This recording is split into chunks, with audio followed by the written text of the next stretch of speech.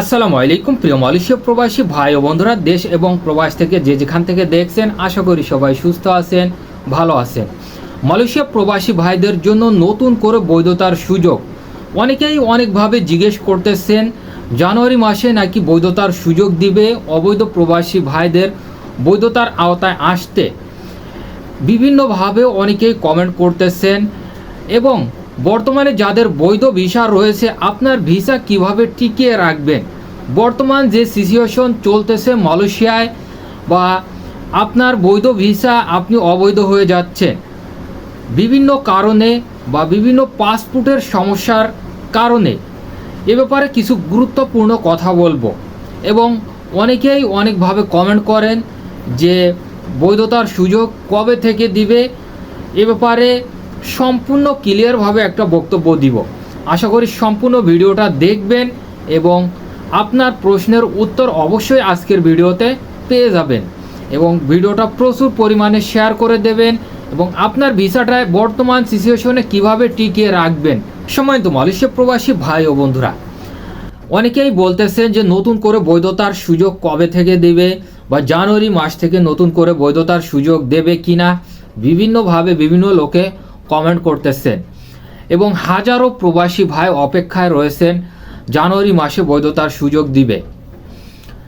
এ ধরনের কোনো বক্তব্য এখন পর্যন্ত ইমিগ্রেশন থেকে বা কোনো নিউজ পোর্টালে আমরা পাইনি। এবং আমি কিছুদিন আগে বলে রেখেছি যে আপনি একটা পাসপোর্ট করে রাখতে পারেন, 3 বছর বা 4 বছর মেয়াদ থাকবে, এরকম একটা পাসপোর্ট আপনার কাছে রাখা জরুরি। কারণ আপনি বাংলাদেশি প্রবাসী বা আপনি বাংলাদেশের লোক, এ একটা আপনার প্রমাণ থাকা দরকার আপনার হাতে। এবং বৈধতার সুযোগ মালয়েশিয়া সরকার কবে দিবে বা যে কোনো সময় দিতে পারে। মালয়েশিয়ায় যে হাজার হাজার প্রবাসী ভাইয়ের অবৈধ রয়েছে, অবশ্যই বৈধতার সুযোগ দিবে, আজ হোক বা কাল হোক। তবে নির্দিষ্ট করে এখনও কোনো কথা বলা যাচ্ছে না। বা অনেক ভাইরা কিন্তু বলতেছেন ভাই জানুয়ারি মাসে বৈধতার সুযোগ দেবে কিনা। অনেক এজেন্সিও কিন্তু বলতেছে পাসপোর্ট জমা দেওয়া, জানুয়ারি মাসে বৈধতার সুযোগ দিবে। বর্তমান যে সাধারণ ক্ষমা চালু রয়েছে, এই সাধারণ ক্ষমা শেষ হওয়ার পরপরই বৈধতার সুযোগ দিবে, এমনটা কিন্তু নয়। এবং আপনাদেরকে আমি বলেছি একটা পাসপোর্ট থাকা জরুরি আপনার কাছে। যদি পাসপোর্টের বিগত সময় যে পাসপোর্টটা ছিল ওটার যদি মেয়াদ না থাকে 2 থেকে 3 বছর, আপনি একটা পাসপোর্ট করেন, আপনার হাতে রাখেন, যে কোনো সময় কাজে লাগবে বা যে কোনো সময় নতুন একটা সিদ্ধান্ত আসবে মালয়েশিয়ার ইমিগ্রেশন থেকে বা মালয়েশিয়ার সরকার দপ্তর থেকে। এ কারণেই কিন্তু আমি বলেছি এবং বিভিন্ন যে এজেন্টগুলোর কাছ থেকে যে তথ্যগুলো পেয়ে থাকি, অবশ্যই আপনাদের কাছে পৌঁছিয়ে দেওয়ার চেষ্টা করি সত্য তথ্যগুলো। এবং আপনারা যারা অপেক্ষায় রয়েছেন জানুয়ারি মাসে বৈধতার সুযোগ দিবে, এটার অপেক্ষায় থাকতে আমি বলবো না। কারণ জানুয়ারি মাসে বৈধতার সুযোগের কোনো ধরনের আশ্বাস নেই বা কোনো এজেন্সি থেকেও কিন্তু এ ধরনের কথা আমি শুনতে পাইনি। কারণ আপনাদেরকে আমি এই ধরনের আশ্বাস দিতে পারবো না। এবং আপনারা যারা দেশে চলে যেতে চান, অবশ্যই এই 31শে ডিসেম্বরের আগে দেশে চলে যাবেন। এবং যারা থাকতে চান, অবশ্যই আপনার নিজ নিজ সেফটিতে আপনি থাকবেন। এবং যেসব ভাইরা ঘনবসতি এলাকায় বসবাস করতেছেন, ওই সব স্থান থেকে একটু দূরে সরে থাকবেন।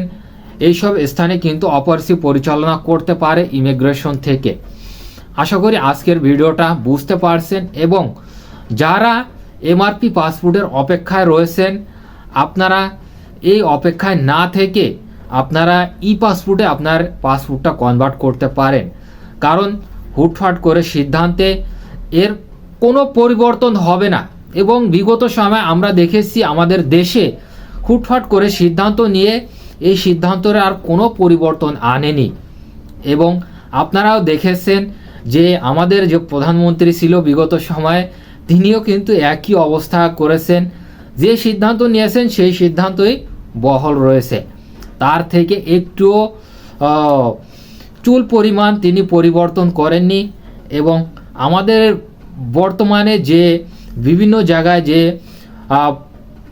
হাই কমিশন রয়েছে বা মালয়েশিয়ায় যে অবস্থানরত হাই কমিশন রয়েছে, তারাও কিন্তু একই অবস্থায় রয়েছে। একটা সিদ্ধান্ত নিয়েছে, পরিবর্তন নাই এর কোনো, আপনাদের ওটাই মানতে হবে।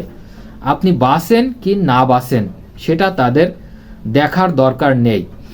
আশা করি ভিডিওটা বুঝতে পারছেন, এবং যেসব কথাগুলো বলেছি অবশ্যই আপনার যদি ভালো লাগে একটু শেয়ার করে দেবেন অন্য প্রবাসী ভাইকে দেখার জন্য।